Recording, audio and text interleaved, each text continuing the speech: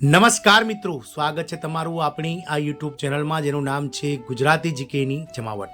તો દેશભરના મહિલા અને બાળ વિકાસ વિભાગના નેજા હેઠળ આઈસીડીએસ પ્રોજેક્ટમાં વિવિધ રાજ્ય સરકારો અંતર્ગત કામ કરતા 24 લાખ કરતાં વધારે આંગણવાડી કાર્યકર, તેડાગર બહેનો અને મિની આંગણવાડી કાર્યકર બહેનો કે જેઓ છેલ્લા 2 દાયકાથી પોતાના માનદ વેતનમાં વધારા સહિતના જે પ્રાણરૂપ 20 જેટલા પ્રશ્નો છે તેને લઈને સરકાર સામે દેખાવો કરી અને પોતાની માંગણીઓ મૂકી રહી છે. પરંતુ સરકાર દ્વારા દર વર્ષે બજેટમાં જે છે તે આ કર્મચારીઓના જે પ્રશ્નો છે તેને મિત્રો અવગણવામાં આવે છે.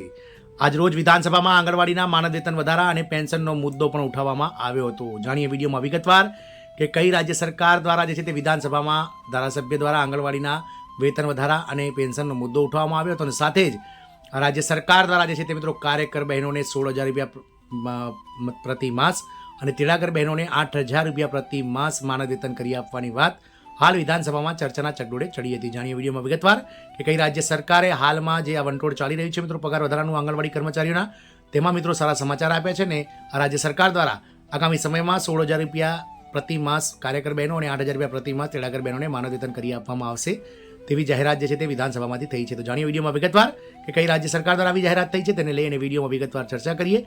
તો આવા આંગણવાડી પગાર વધારાના જે આ ન્યૂઝ છે તેમાં આપ અંત સુધી બન્યા રહો અને જો આપ અમારી ચેનલમાં નવા હોય તો અમારી ચેનલને તમે લાઇક, શેર, સબસ્ક્રાઇબ કરી બાજુમાં રહેલું બેલ આઇકોન દબાવી ઓલ નોટિફિકેશન ઓન કરો, જેથી કરીને ચેનલ પર મૂકવામાં આવતા આવા આંગણવાડી પગાર વધારા, આંગણવાડી કર્મચારીઓને લગતા ન્યૂઝ, આઈસીડીએસ પ્રોજેક્ટને લગતા ન્યૂઝ તમને સરળતાથી અમારા ચેનલના માધ્યમથી ઉપલબ્ધ થઈ જાય. તો મિત્રો, આ રાજ્ય સરકારની વિધાનસભામાં આંગણવાડીના માનદ વેતન વધારા અને પેન્શનનો મુદ્દો ઉઠાવવામાં આવ્યો હતો. આપ સૌને જણાવી દઈએ કે આઈસીડીએસ પ્રોજેક્ટ એ કેન્દ્ર સરકાર દ્વારા ચલાવવામાં આવતો પ્રોજેક્ટ છે, જેમાં આઈસીડીએસ પ્રોજેક્ટમાં જે માનદ વેતન આપવામાં આવે છે કર્મચારીઓને, તેમાં મિત્રો 60% હિસ્સો કેન્દ્ર સરકારનો હોય છે, જ્યારે 40% હિસ્સો રાજ્ય સરકાર દ્વારા ચૂકવવામાં આવતો હોય છે. રાજ્ય સરકારના મહિલા અને બાળ વિકાસ વિભાગ દ્વારા આ કર્મચારીઓને જે છે તે મિત્રો રાજ્યના અલગ અલગ જિલ્લાઓમાં જે આંગણવાડી કેન્દ્રો હોય છે તેમાં મિત્રો તેમને કામ સોંપવામાં આવે છે અને તદુપરાંત મહિલા અને બાળ વિકાસ વિભાગના અન્ય કામોની પણ સોંપણી કરવામાં આવતી હોય છે. આથી રાજ્ય સરકારો આ માનદ વેતનમાં જે 40% હિસ્સો છે તે મિત્રો ઘણો વધારી ચૂકી છે અને હાલમાં તમામ રાજ્ય સરકારો જે છે તે મિત્રો 100% કરતાં વધારે માનદ વેતનમાં હિસ્સો આપી રહી છે. જ્યારે કેન્દ્ર સરકારની વાત કરીએ તો વર્ષ 2018માં છેલ્લે તેમણે વધારો કર્યો હતો અને કેન્દ્ર સરકાર દ્વારા છેલ્લા 7 વર્ષથી આ માનદ વેતનમાં 1 પણ રૂપિયાનો વધારો કરવામાં નથી આવ્યો. આથી જ મિત્રો ઉત્તર પ્રદેશના વિધાનસભામાં હાલમાં ચાલી રહેલા બજેટ સત્ર દરમિયાન આંગણવાડીના કર્મચારીઓના માનદ વેતનના વધારા અને પેન્શનનો મુદ્દો ઉઠાવવામાં આવ્યો હતો.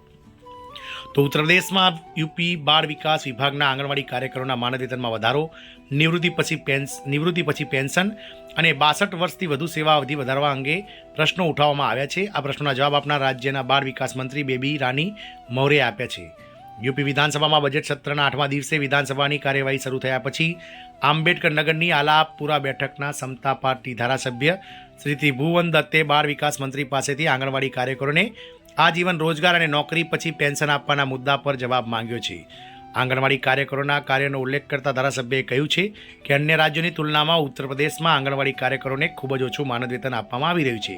શું બાળ વિકાસ અને પોષણ મંત્રીએ જણાવવામાં ખુશ થશે કે શું સરકાર અન્ય રાજ્યોની જેમ રાજ્યમાં પણ વધતી જતી મોંઘવારીને ધ્યાનમાં રાખીને આંગણવાડી કાર્યકરો અને તેડાગર બહેનોના નજીવા માનદંડમાં વધારો કરવાનું વિચારશે? જો નહીં તો શા માટે? મહિલા અને બાળ વિકાસ મંત્રી શ્રી બેબી રાની મૌર્યે વિધાનસભામાં કહ્યું હતું કે આંગણવાડી કાર્યકરોના માનદ વેતનમાં વધારો કરવામાં આવશે નહીં, તેમજ હાલમાં આ મુદ્દા પર કોઈ વિચારણા કરવામાં આવી રહી નથી.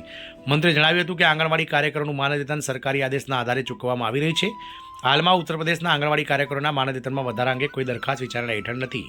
આંગણવાડી કાર્યકરોનો સેવા સમયગાળો વધારવા અને તેમને પેન્શન આપવાના પ્રશ્નનો જવાબ બેબી રાની મૌર્યે આપ્યો ન હતો, જેના પર ધારાસભ્યએ ફરીથી પ્રશ્નોનો જવાબ માંગવાનું શરૂ કર્યું હતું. ત્યારબાદ વિધાનસભાના અધ્યક્ષ સતીશ મહાનાએ પોતે જવાબ આપવાનું શરૂ કર્યું. તેમણે કહ્યું કે આંગણવાડીની પોસ્ટ એ કોઈ સરકારી પોસ્ટ નથી જેના માટે તેમને પેન્શન મળવું જોઈએ. ત્રિભુવન દત્તે કહ્યું હતું કે આંગણવાડી કાર્યકરોને 16,000 રૂપિયા માનદ વેતન અને સહાયકોને 8,000 રૂપિયા માનદ વેતન આપવામાં આવશે, કારણ કે થોડા દિવસો પહેલાં મુખ્યમંત્રી યોગી આદિત્યનાથે કહ્યું હતું કે તમામ કોન્ટ્રાક્ટ કર્મચારીઓના લઘુત્તમ માનદ વેતન 16,000 રૂપિયા કરવામાં આવશે, જે તમામ ઇલેક્ટ્રોનિક અને પ્રિન્ટ મીડિયામાં પ્રકાશિત પણ થયું હતું. આ સમાચારની પુષ્ટિ કરવા માટે ધારાસભ્યએ આંગણવાડીના માનદ વેતનમાં વધારા અંગે વિધાનસભામાં પ્રશ્ન ઉઠાવ્યો હતો. આ મિત્રો, જે રીતે યોગી આદિત્યનાથે ગત રોજ જે છે તે આઉટસોર્સ કર્મચારીઓ અને કોન્ટ્રાક્ટ કર્મચારીઓ એઓ રાજ્યના વિવિધ જે વિભાગો, બોર્ડ, નિગમ, કોર્પોરેશનમાં કામ કરી રહ્યા છે તેમના માટે એક આઉટસોર્સ કોર્પોરેશનની સ્થાપનાની સાથે જ લઘુત્તમ વેતન મિત્રો આ કર્મચારીઓને તેમની લાયકાત મુજબ 16,000 રૂપિયા કરી આપવાની વાત જે કરી હતી, જેને ટાંકીને મિત્રો જે આલાપુરાના જે ધારાસભ્ય છે મિત્રો ત્રિભુવન દત્ત, તેમણે મિત્રો કહ્યું હતું કે મિત્રો 16,000 રૂપિયા માનદ વેતન આ કાર્યકર બહેનોને અને તેનો અડધું એટલે કે 50% વેતન તેડાગર બહેનોને 8,000 રૂપિયા કરી આપવામાં આવે તેવી આપણે મહિલા અને બાળ વિકાસ મંત્રીને તેમણે દરખાસ્ત કરી હતી. જોવાનું એ રહેશે કે મિત્રો હાલમાં ચાલી રહેલા બજેટ સત્રમાં જે રીતે 16,000 રૂપિયા પ્રતિમાસ કાર્યકર અને 8,000 રૂપિયા પ્રતિમાસ તેડાગર બહેનોને પગાર કરવાની જે વાત કરી રહી છે તેને લઈને ઉત્તર પ્રદેશ રાજ્ય સરકાર આગામી સમયમાં શું નિર્ણય લે છે તો સમય જ બતાવશે. જય હિન્દ, અસ્તુ.